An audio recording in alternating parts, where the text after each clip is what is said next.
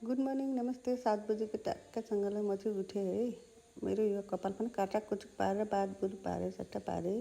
मेरो सानो छोरी चाहिँ सुतिरहनु भएको छ, ठुलो छोरी चाहिँ मसँग चाहिँ उठ्नुहुन्छ मेरो पुच्छेर। म चाहिँ यसो बसोस गरेर मुख धोएर अब यसो पानी सानी पिएर चिया बनाउन लागेँ। दुध चिया बनाएको छु है म चाहिँ। कहिले कहिले दुध चिया पनि मलाई एकदम मनपर्छ।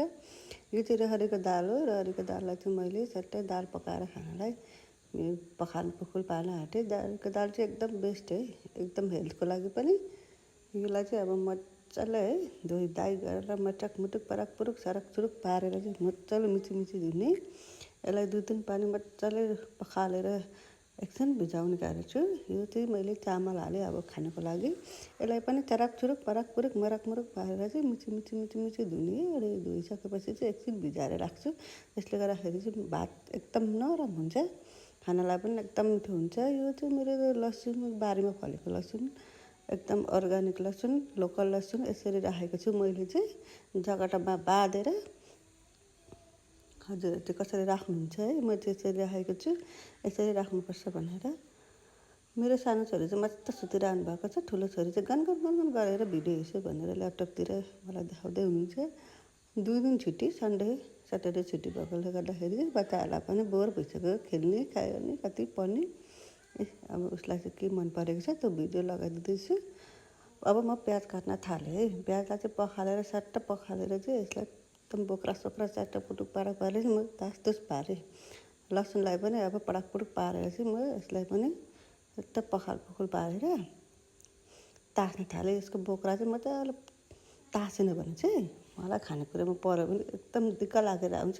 त्यसले गर्दा राम्ररी मजाले बोक्रा तास्नुपर्छ। मलाई फेरि सबैभन्दा झ्याउ लाग्ने काम है। यसलाई मलाई सबै तासतुस पारेँ। यो चाहिँ आलु है। आलुलाई मैले तासतुस पार्दैछु। मेरो छोरीलाई चाहिँ फ्रेन्च फ्राई बिना चाहिँ खाना रुच्दैन, फ्रेन्च फ्राई भन्छौँ। हाम्रो पालामा चाहिँ आलु भाजी भन्थ्यो। यो चाहिँ लसुन अदुवा टमाटर पनि काटेँ। यो चाहिँ टमाटर चाहिँ मलाई अलिअलि तास्नुपर्छ क्या मेरो छोरीको लागि। यो चाहिँ मैले दालमा हाल्नको लागि काटेको। अब म दाल पकाउनलाई कुकर बसाएँ। कुकर तात्दैछ। लसुन अदुवा टमाटर प्याज सिधाहरू रेडी भयो। तेल हालेँ।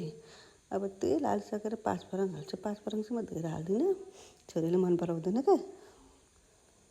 अब प्याज स्याज लसुन ससुन अदुवा ससुन एकैचोटि पराक पुरक हालेर दाल साल हालेर यसलाई चलाम चुडुम कडम कुडुम पारेर चलाउने। दाल पनि हालेर डमडम पारेर यहाँ भाउजूले चाहिँ प्याज काट्न थाल्नुभएछ सब्जीको लागि। सब्जी चाहिँ हाम्रो आज चिकन छ है।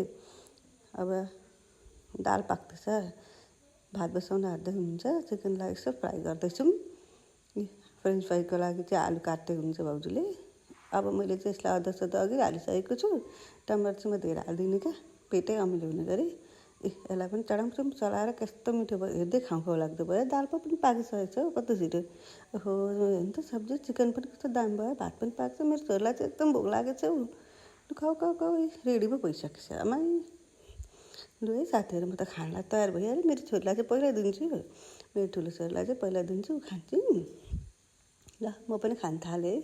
दही दाल दुध सब्जीहरू हरकपुरक पारेर म पनि खान थालेँ। मेरो भाउजूलाई पनि भोक लागेको छ। लु खानु खानु खानु कस्तो छ हौ, मिठो छ अरे। लु मेरो काम अब सुरु भयो, ड्युटी नानी हेर्ने। By by.